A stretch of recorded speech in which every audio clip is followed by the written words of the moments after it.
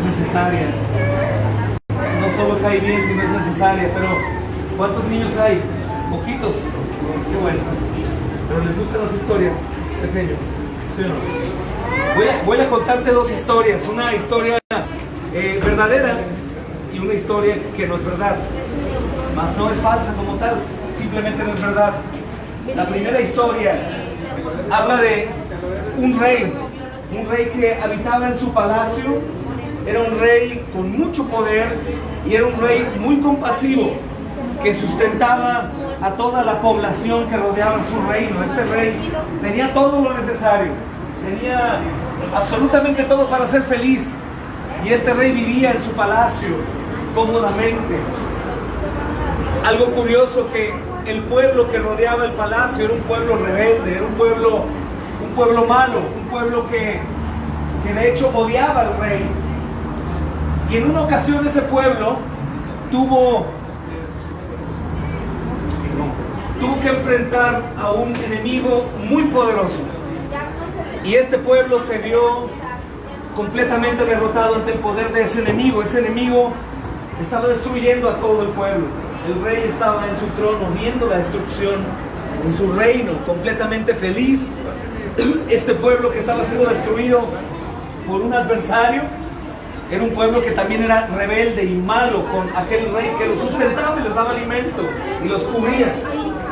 Y de pronto este rey, completamente poderoso y autoexistente y feliz, se quita sus vestiduras, se despoja del lugar en donde estaba gobernando y va hacia la puerta de su palacio.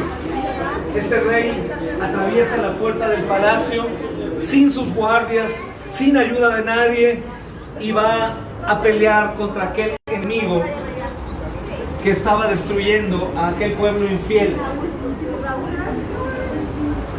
Si ponemos esto en el sentido de una película, obviamente llamaríamos a este rey un héroe.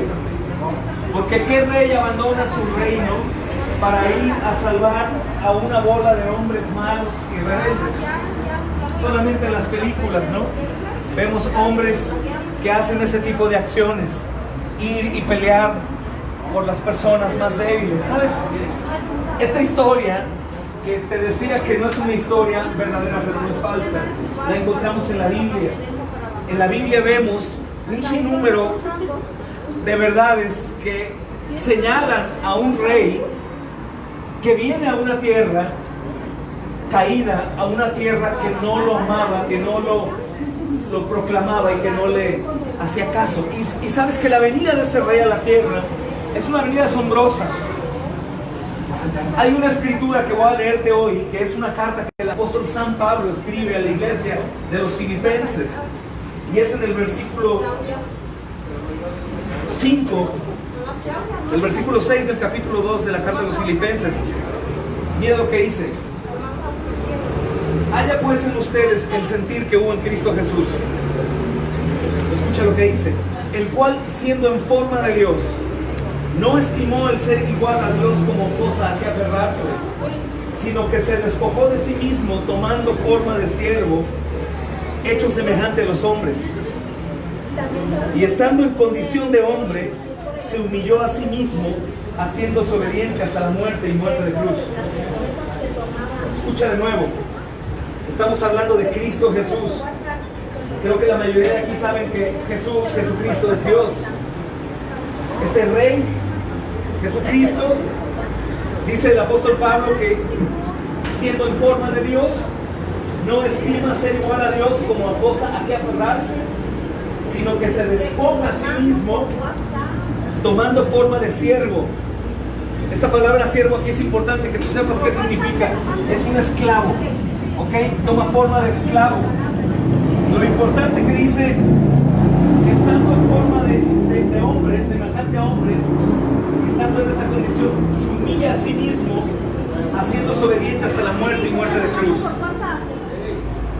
Imagina qué asombroso, el Dios creador del cielo, de la tierra, de lo visible y lo invisible, el que te creó a ti y a mí, el que pone vida en el vientre de una mujer, el Dios que hizo el cielo, las estrellas, las nubes, los mares, los volcanes, un Dios potente. Cuando nosotros vemos un terremoto, un tsunami o una erupción de un volcán, sabemos que hay un creador muy poderoso, porque imagina esto, esas cosas que tanto nos asombran como las explosiones de los volcanes, los terremotos, los tsunamis, los maremotos, nos dan terror. Ahora imagina que el creador de la tierra es incomparablemente más poderoso que cualquier desastre natural. Imagina que el mundo es tan pequeño que no se alcanza a ver comparado con el universo mismo. Es infinito el universo. Y nosotros habitamos en un mundo que en sí mismo se nos hace demasiado poderoso. Imagina el Dios creador del mundo, que el universo mismo habita dentro de él, que es un Dios que no tiene tamaño, porque es infinito, no tiene principio, no tiene fin. Y ese mismo Dios todopoderoso se hace en forma de hombre, toma la condición de hombre, pero no cualquier hombre, un hombre como un siervo, y estando en condición de hombre se autohumilla, haciéndose obediente hasta la muerte y muerte de cruz. Es ese Dios todopoderoso. Ahora, yo te pregunto algo muy importante. ¿Tú sabes por qué Jesús murió en la cruz del Calvario? Todos nosotros. ¿Por qué Jesús va a la cruz del Calvario? Si tú recuerdas la historia que yo te contaba en un principio, habla de un rey en un palacio, saliendo de su palacio, sin vestiduras de rey, dejando a sus guardias, dejando armamento, dejando todo, para ir a defender a un pueblo que estaba en contra de él. Y él va a defender un pueblo y a morir por el pueblo. Esa es una historia que te decía que no era verdad, más no es falsa. Ponte allá un ratito y escucha. Y ahora imaginan que esta historia es verdadera en la Escritura, y no únicamente un rey dueño de un palacio, sino el rey del universo. Ese Dios es el que toma la forma de hombre, y te leía yo que no es únicamente un hombre común y corriente, sino como siervo. Y esa palabra siervo en el original es doulos, y doulos es esclavo de menor rango. No te estoy hablando de un rey terrenal, sino del Dios todopoderoso, ¿ok? Él sufre la muerte de cruz. La Biblia habla de una cosa aterradora, mis amados. Esa cosa aterradora es que ese Dios todopoderoso es un Dios lleno de amor, pero es un Dios justo y santo. ¿Y por qué digo que es aterrador? Imagina que ese Dios justo y santo es perfecto en justicia, en santidad, en rectitud. ¿Y por qué es aterrador esto? ¿Debería ser algo bueno para nosotros? No, porque todos nosotros estamos en condición de pecadores. Absolutamente todos, sin excepción. Sin excepción. Amén. ¿Y por qué esto es aterrador? Porque tú y yo algún día vamos a morir. Y el día de nuestra muerte nos vamos a enfrentar a ese Dios todopoderoso, completamente santo y justo. Y a lo mejor decimos, pero bueno, ese Dios es amor, sí, pero es justo. Y el problema que tú y yo tenemos es que el día de la muerte estaremos delante de ese perfecto, santo y justo Dios. Podríamos decir, bueno, yo no estoy en la condición del caballero que está ahorita aquí. Yo no soy tan perdido, no soy tan vicioso, no soy tan malo. Yo trabajo, yo mantengo a mi familia, yo soy una buena madre, yo soy un buen estudiante, yo soy un buen hijo. Está bien, desde nuestra perspectiva no somos lo peor. Pero ¿qué tal desde los ojos de Dios? Pongo un ejemplo aquí a todos, mis amados. Imaginemos todos, el más bueno que esté entre nosotros,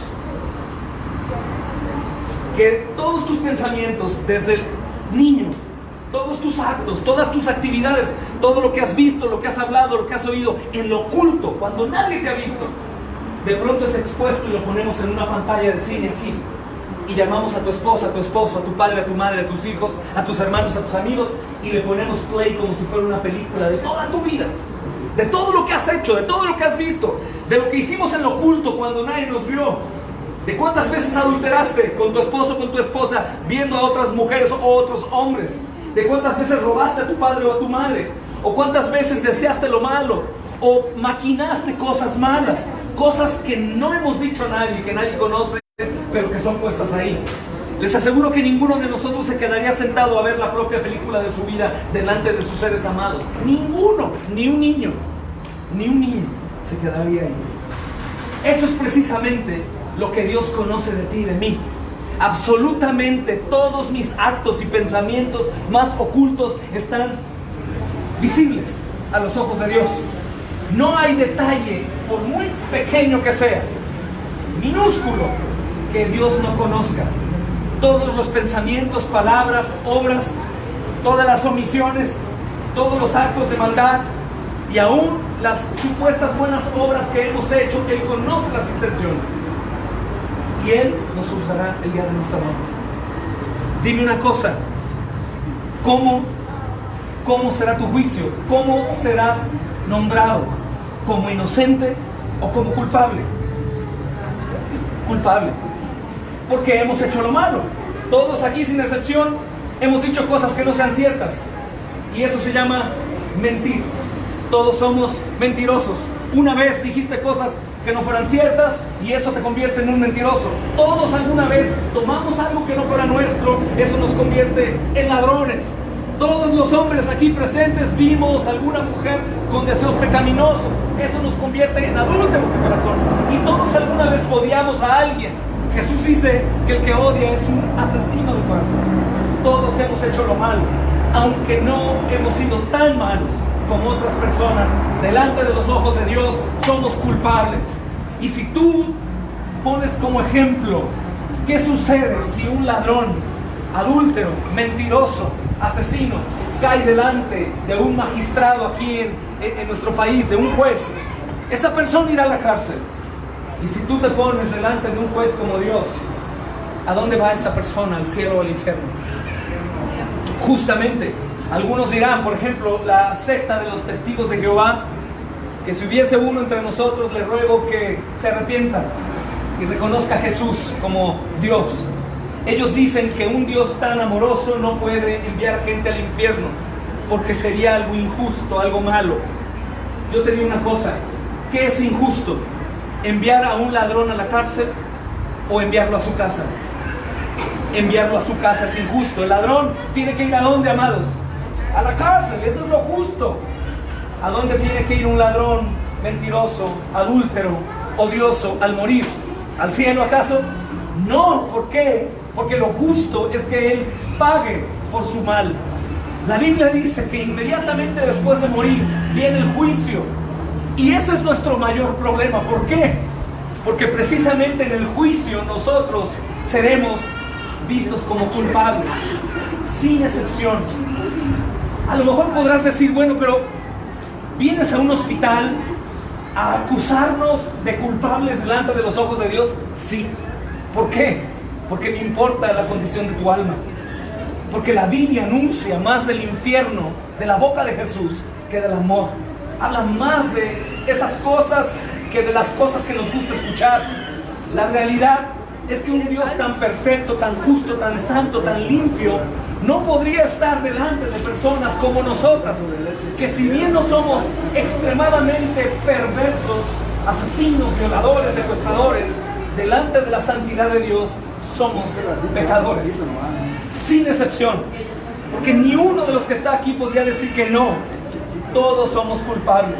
Toda la humanidad es culpable. Todos han buscado lo suyo. Todos se han amado a sí mismos. Todos han pisoteado la ley de Dios. Desde el primer mandamiento, amar a Dios sobre todas las cosas. No amamos a Dios más que a mis hijos, más que a mi esposa, más que a mi esposo, más que mi vida. ¿Por qué y cómo lo puedo comprobar? ¿A qué dedicamos más tiempo? ¿A Dios o a mi vida? ¿A mi trabajo, a mis hijos, a mi esposa, a mi esposo? Todos hemos fallado la ley de Dios. Y cuando un hombre falla la ley de la tierra, va a la cárcel. Cuando un hombre falla la ley de Dios, va al infierno. Esa es la realidad. Es doloroso escuchar, por supuesto, pero es como si tú tuvieses una enfermedad mortal y vienes al médico Y el médico te dice, no te preocupes, todo está bien con tu vida, vete. Ese médico será un médico mentiroso, porque el médico tiene que decirte la verdad. Hoy yo, como mensajero de Dios, tengo que decirte, tú morirás, como yo también, y nos vamos a enfrentar a un juez justo que no tolera el pecado, y nuestro castigo tiene que pagarse en el infierno. ¿Por qué comenzaba a darte esta historia del rey que sale a defender a un pueblo infiel?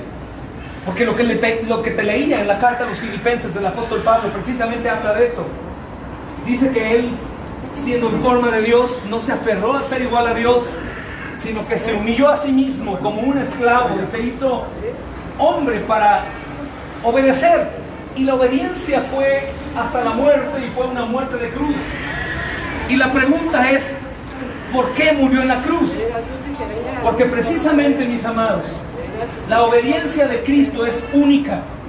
Tú y yo no podíamos obedecer, pero Jesús toma forma de hombre, porque la deuda que teníamos con Dios era nuestra, de hombres, y Jesús toma la forma de hombre, y Él viene en condición de hombre para pagar la deuda de hombres. Él sale de su reino, de su trono, se despoja de todo su poderío, aunque bien lo tenía, y lo sujeta al Padre para que dependiera de la obediencia de Él. Cada obra que el Señor hizo la hace como hombre, siendo Dios. Jamás, jamás dudes que Jesús, que es Dios 100%, era hombre 100%.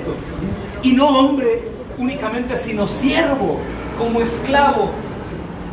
Y Él caminó una vida perfecta de obediencia que tú y yo no podíamos vivir.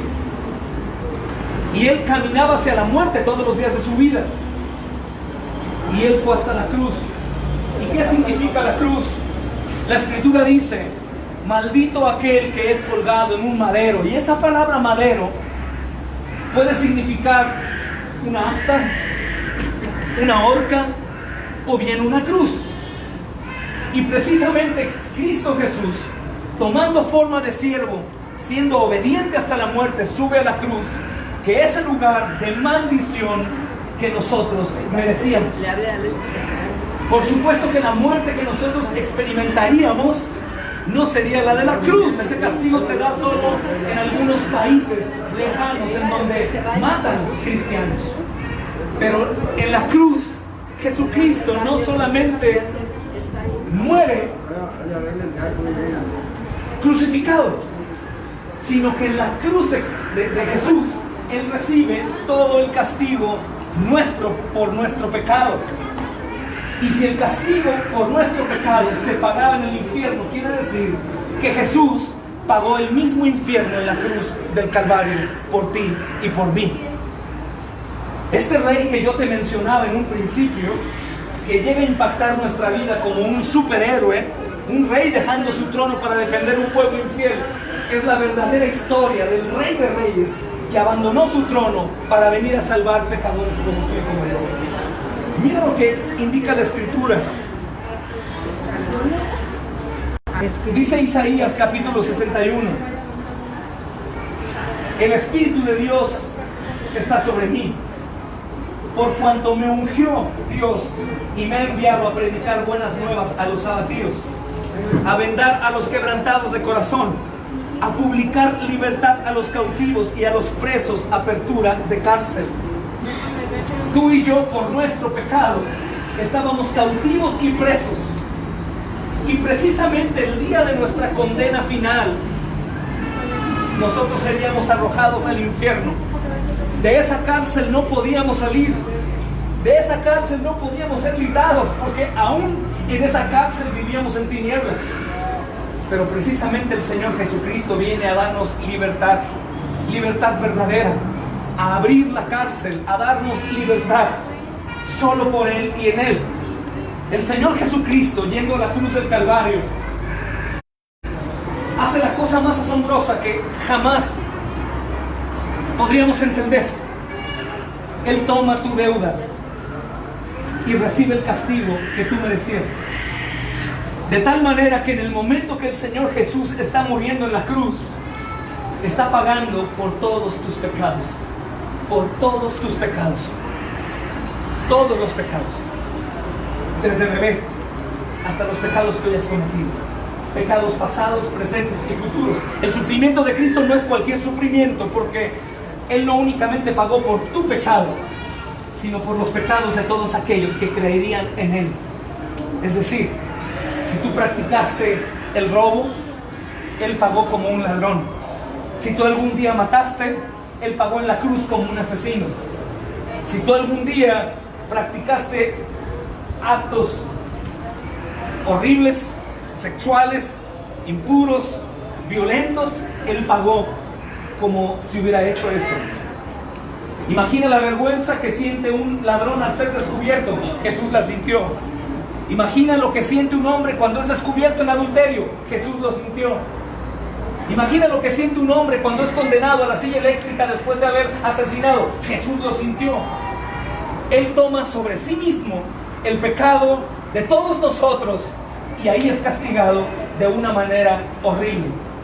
Esta manera espantosa en la que tú a lo mejor estás pensando es los clavos, los látigos, la traición de Pedro, de Judas, la negativa de Pedro. Pero ese no es en realidad el peor castigo. La cruz como tal, la crucifixión no era en sí misma el castigo que el Señor Jesús iba a padecer, o padeció. Miren lo que describe el profeta Isaías en el capítulo 53, versículo 4, escucha. Ciertamente Él llevó nuestras enfermedades, sufrió nuestros dolores. Nosotros le tuvimos por azotado, por herido de Dios y abatido. Escucha, por herido de Dios y abatido. Mas Él fue herido por nuestras rebeliones, molido por nuestros pecados, y el castigo de nuestra paz fue sobre Él. Dice, por su llaga nosotros fuimos curados. Por su llaga nosotros fuimos curados. Continúa diciendo, todos nosotros nos descarriamos como ovejas, cada cual se apartó por su camino, mas Dios cargó en Él el pecado de todos nosotros. Angustiado Él y afligido, no abrió su boca, y como un cordero fue llevado al matadero. Enmudeció delante de sus trasquiladores y no abrió su boca. Amados, la obra de rescate del Señor Jesucristo es asombrosa porque es única. Si Cristo Jesús no hubiese cargado con el pecado de pecadores, tú y yo jamás hubiéramos podido entrar al cielo. Pero ciertamente Jesús toma nuestro pecado. Imaginen esto, cuando el Señor Jesús está en la cruz, es como si tú estuvieras ahí. Cuando el Señor Jesús está en la cruz, sucedió lo que sucederá con aquellos que no tengan la salvación en Él. Están delante del Padre, el Padre los ve como creación, lleno de amor, y les dice, yo te hice, pero tú pecaste y tienes que pagar en el infierno por la eternidad. Solo piensen en eternidad, nunca terminará. Una angustia profunda, un lago de fuego, un crujir de dientes, un lugar de tormento eterno en donde jamás habrá la mínima pizca de paz. Un sufrimiento constante, eterno, eterno, eterno, eterno, sin terminar. Pero en ese momento, aquellos del Señor son exentos de tal castigo porque el Señor Jesucristo está en la cruz pagando esa deuda. Esto queda tan claro en la Escritura, en un sinnúmero de veces, que el apóstol Pablo, que es el más usado por Dios, que leemos en el Nuevo Testamento, él se dedicaba a predicar a Cristo en la cruz del Calvario, porque en la cruz del Calvario se consuma toda la obra de salvación para todos aquellos que son del Señor. Imagina esto, tener una deuda interminable, una deuda que jamás podrías pagar, y que una persona llegue y te pague tu deuda. Y de pronto te llegue una carta que dice, no debes más nada. Ahora imagina que tú tenías como destino final una eternidad en el infierno, y el Hijo de Dios que se hizo hombre, siendo de María la Virgen, camina una vida de obediencia, va hacia un rumbo que se llama la cruz, para ahí pagar tu cuenta y la mía. Él por su propia voluntad se autohumilla, sube a la cruz y ahí recibe, según la Escritura, el castigo de nuestra paz. Este castigo era dado por el Padre. Es por eso que el Señor Jesús dice, Elí, Elí, lama sabactani, que traducido es, Señor, Señor, ¿por qué me has desamparado? ¿Sabes por qué? Tú y yo seríamos desamparados para ir a una eternidad en el infierno, pero el Señor Jesús es desamparado para que tú y yo no lo fuéramos. Él en la cruz toma tu lugar, toma tu archivo, tu expediente de pecado y lo paga como si Él hubiera cometido. Y su propio Padre lo mueve en la cruz, el Calvario, para dejar por completa la deuda pagada. Es la obra más asombrosa que nunca jamás volverá a repetirse, porque el sacrificio de Cristo es suficiente para que tú y yo no tengamos que hacer absolutamente nada, sino solo una cosa. El Evangelio de Juan nos enseña qué es lo que tú y yo tenemos que hacer. Y el capítulo 3 dice, porque de tal manera amó Dios al mundo, que ha dado, escucha bien, de tal manera amó Dios al mundo, que ha dado a su Hijo unigénito, para que todo aquel que cree en Él no se pierda, mas tenga vida eterna. Para que todo aquel que cree en Él no se pierda, mas tenga vida eterna. Porque no envió Dios a su Hijo al mundo a condenar al mundo, sino para que el mundo fuera salvo por Él. El que en Él cree no es condenado, pero el que no cree ya ha sido condenado.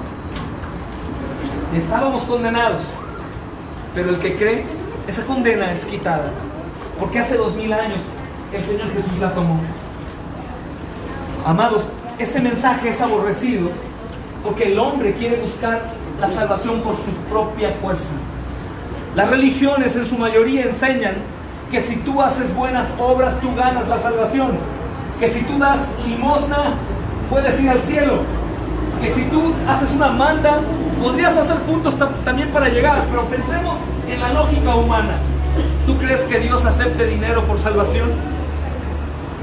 ¿Tú crees que un juez en la tierra dejaría libre a un ladrón si el ladrón le dice, pues me porté bien ayer y ya no lo voy a volver a hacer? ¿El juez lo dejaría libre? Tiene que pagar por su robo. Tiene que pagar por su robo. Imagina un asesino que saque un maletín de dinero y le diga al juez, oye, sí maté, pero toma dinero, te compro mi libertad. ¿Crees que eso sería justo? No. Dios no acepta dinero. Dios no acepta sacrificios. Imagínate, mato a tu hijo y te digo, pero me voy de rodillas de aquí a Talpa. ¿Me perdonas? ¿Te das cuenta? El hombre quiere pisotear la salvación que está expresada en su máximo esplendor en la Escritura con respecto al sacrificio de Cristo. El hombre quiere llevar gloria y decir, yo me salvé. El hombre quiere hacer mandas y decir, yo lo hice bien. Nosotros decimos que somos mejores que los demás porque nos autojustificamos en nuestra maldad. Pero ninguno de nosotros tiene escapatoria del santo juicio de Dios. Todos somos culpables. Todos, absolutamente todos los hombres. Y esto quiere decir que todos los hombres necesitan de Jesús. Porque Él es el Rey que deja su trono y viene a la tierra a tomar un lugar de pecadores. Y algunos se podrían preguntar, pero ¿cómo es posible que solamente Jesús en sí mismo, en su persona, puede pagar por todos los pecadores? Díganme ustedes, ¿quién es Jesús? ¿Quién es Jesús? Dios. El Rey, el Hijo de Dios, Dios encarnado. ¿Tú crees que haya algo más valioso que Jesús? ¿Tú crees que la sangre de Cristo tenga algo que pueda sobrepasar su valor? La sangre de Cristo cubre multitud de pecados. Y algunos podrían decir, pero tú estás hablando de una salvación muy fácil. Yo soy un pecador y me dices que solamente tengo que creer en Jesús.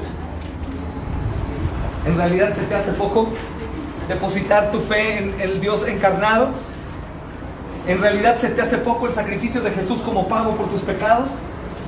Si sabes que Él en realidad fue abandonado por su Padre temporalmente, unos pocos minutos.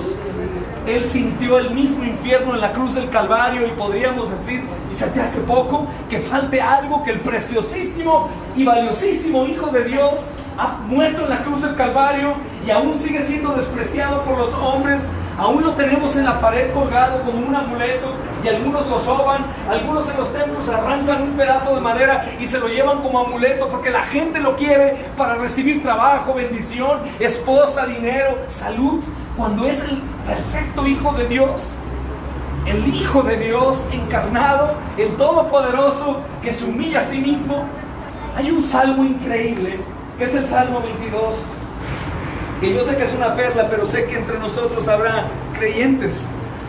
Y el Salmo 22 es el Señor Jesús orando a través del salmista. Y mira el sentimiento de Jesús en la cruz del Calvario, solo para los que logran entenderlo.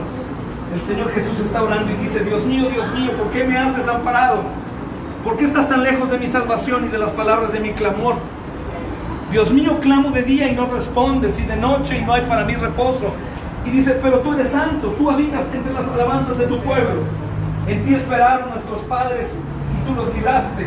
Clamaron a ti, fueron librados, confiaron en ti y no fueron avergonzados. Y escucha: mas yo soy gusano y no hombre. ¿Qué? El Hijo de Dios, sintiéndose abandonado en la cruz, recordando que Dios siempre ha rescatado a su pueblo, pero a él no. Y él dice: soy un gusano y no soy hombre. La autohumillación del Señor Jesús lo hizo sentirse como un gusano, por ti y por mí. ¿Tú quieres saber del amor de Dios? ¿Tú has puesto en duda el amor de Dios porque estamos en un hospital, o porque hay pobreza, o porque falta amor, o porque hay enfermedad? El amor de Dios no se mide por lo que tenemos. El amor de Dios se mide por el regalo que dio, que es su Hijo Jesús muriendo por nosotros, tomando nuestro lugar, pagando nuestra deuda. ¿Tú quieres saber si Dios te ama? Dios te ama. Entregó a su Hijo por ti. ¿Quieres una muestra más grande de amor que entregar un hijo a morir por un pecador? Hermanos, para terminar, amados y amigos, me gustaría solamente recordarte algo que la Escritura dice.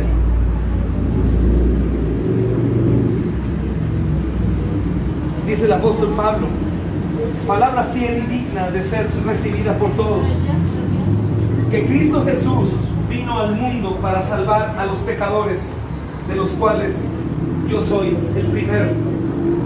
El apóstol Pablo está reconociendo que la obra de salvación solo se encuentra en Jesús.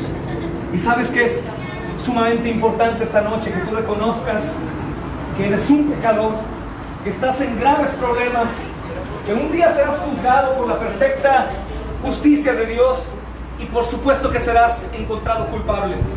No hay salida, no hay retorno, sino una horrenda expectación de juicio y de hervor que devorará a los adversarios de Dios. Por supuesto que si hay un tantito de lógica, ninguno se arriesgaría en sus 5 sentidos a decir: ya que muera, robaré. Hoy es un día que el Señor ha provisto su mensaje de salvación. Yo te ruego que medites en eso, medites, y en realidad hoy puedas rogar a Dios que te permita entender su palabra, y que vayas a algún rincón oculto o en el lugar en donde estás y puedas pedirle al Señor perdón, arrepentimiento y fe, para que de esa manera Él pueda revelarse a ti como el Salvador. Voy a leerte de nuevo el versículo del Evangelio de Juan capítulo 3, para que no te quede duda, porque algunos pueden decir: ¿qué tengo que hacer? El Señor Jesucristo dijo que te arrepintieras. El reino se había acercado, la palabra ha llegado, el reino del Señor se ha acercado a ti hoy también. Tú tienes que creer en Cristo. Dice: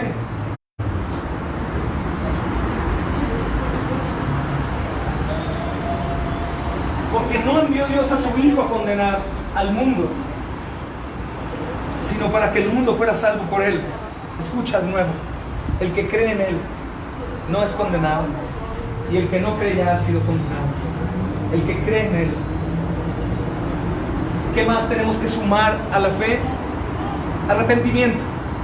Si tú crees que Cristo padeció en la cruz por tus pecados, injustamente colgado en una cruz por tu maldad, y que Él te daría libre acceso al reino de los cielos por su sacrificio, por su sangre derramada en la cruz del Calvario, por supuesto que producirá arrepentimiento, esa fe verdadera. Y el arrepentimiento será algo que tendrás que portar todos los días de tu vida. Todos los días de tu vida, porque todos los días de tu vida continuarás fallando.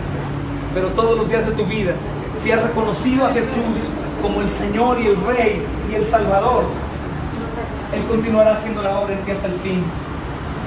Yo ruego a Dios que pueda revelarte en temor y en reverencia su palabra, y busques en tu Biblia, en tu casa, si tienes una Biblia, y compruebes si lo que hoy te he dicho es verdad. El Rey vino a la tierra a salvar pecadores. Yo soy uno y creo que tú también.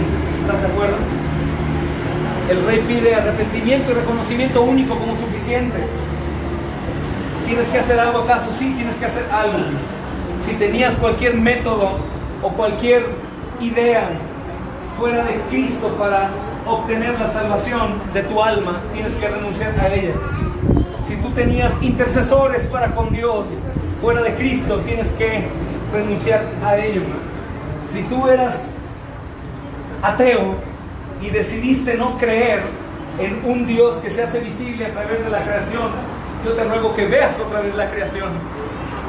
Si tú has aferrado tu fe a piedras, a esculturas o a cualquier otra cosa que no sea Él, renuncia hoy a ello y aférrate a Cristo. Fuera de Él no hay salvación. Él dijo: yo soy el camino, la verdad y la vida, y nadie llega al Padre si no es por mí. Nadie llega si no es por Él, solamente Él. Si tú te preguntas si hay más salvación fuera de Cristo, la Biblia dice que no. Si a nosotros, sobre todo los mexicanos, nos enseñaron que hay más caminos y usamos la frase de todos los caminos llevan a Roma, probablemente sí, pero solamente Jesús, que es el camino, la verdad y la vida, lleva al Padre. Así que te ruego que lo medites. Yo sé que el Señor hará su obra en ti. Oraré al final por ustedes, junto con quien me acompaña de la iglesia. Si alguno tiene necesidad particular de oración, puede acercarse a nosotros. Si alguno tiene algún enfermo por el que quiera que oremos adentro, tenemos permiso del Señor y de la institución, podemos pasar y orar también. Por último, te invito nuevamente a que leas tu Biblia y busques ahí al Señor, aferrándote con toda tu fuerza. Vamos a orar. Padre, agradecemos, amado Señor, que esta noche, en tu inmensa bondad, Señor, has permitido que tu evangelio sea anunciado. Tu palabra dice, Señor, ciertamente que sí veniste a la tierra, Señor, y moriste en la cruz. Ahí, Señor, pagaste por el pecado de todos nosotros, Señor. Pero no solo, Señor, terminó en tu muerte, sino después resucitaste, Señor. Resucitaste con poder, Señor, demostrando al mundo que eras Dios y confirmando que habías pagado nuestras deudas, Señor. Después de resucitado, Señor, la Escritura dice: estuviste, Señor, en cuerpo, Señor, con más de 500 personas, Señor, durante 40 días. Mis discípulos te vieron resucitado. Personas, Señor, comprobaron que tú, Señor, habías vencido a la muerte. Después ascendiste al cielo prometiendo regresar. Señor, sabemos que a tu regreso no habrá quien te resista. Tú eres aquel que todo lo sabe. Sabemos que tu regreso, Señor, es pronto, Señor, pues han pasado 2000 años, amado Dios, y conforme a lo que tu Escritura dice, Señor, estás próximo. Ninguno de nosotros podría, Señor, ser justificado, Señor, por su propia cuenta, por sus propias obras, por su bondad. Todos estamos descalificados. Pero tu Evangelio dice que un Dios perfecto y justo envió a su Hijo, y su Hijo tomó nuestro lugar, pagó nuestra deuda, para que nosotros quedáramos libres. En la cruz del Calvario, Señor, pagaste por completo por nuestro pecado. Amado Señor, yo sé que hay necesidades hoy entre nosotros, por los enfermos, porque es tu poder para salvar. Te pido, Señor, que more tu palabra, Señor, nuevos corazones, que los guíes al arrepentimiento y que los confirmes en la fe que es en Cristo Jesús. Te pido, Señor amado, en nombre de Cristo, que hagas la obra. Te pido también por los enfermos de todos los que están aquí, Señor. Sobre todo por aquellos que están enfermos de gravedad. Aquellos que han recibido, Señor, diagnósticos malos. Si tú quieres hacer milagros, Señor, te place bendecirnos, viendo tu poder, hazlo, Señor. Aquellos que has salvado, creemos, Señor, que tú eres un Dios poderoso y que hace cosas sobrenaturales para asombrar a su creación. Te pedimos que si tú, Señor amado, en tu voluntad quieres hacer algo asombroso a nuestros ojos, lo hagas, mi Dios, y salgan aquellos, Señor, que tú quieras, caminando de este lugar, Señor, pero que sea tu voluntad. Pedimos también por la provisión necesaria de los amados que están aquí esperando a sus familias y amigos, Señor. Te pedimos por los médicos, por enfermeras, por trabajo social, por los vigilantes, Señor, por cada persona que está dentro, Señor, en las camas y trabajando, Señor. Te rogamos para que en este lugar se levante un lugar de adoración a tu nombre, sabiendo que hoy el mundo está de cabeza, Señor, pisoteando tu palabra y tu mismo nombre, Señor. Te rogamos, amado Señor, que hoy sea tu obra redentora hecha en todos los que tú quieras, Señor. En el nombre de Jesús, vamos, amén.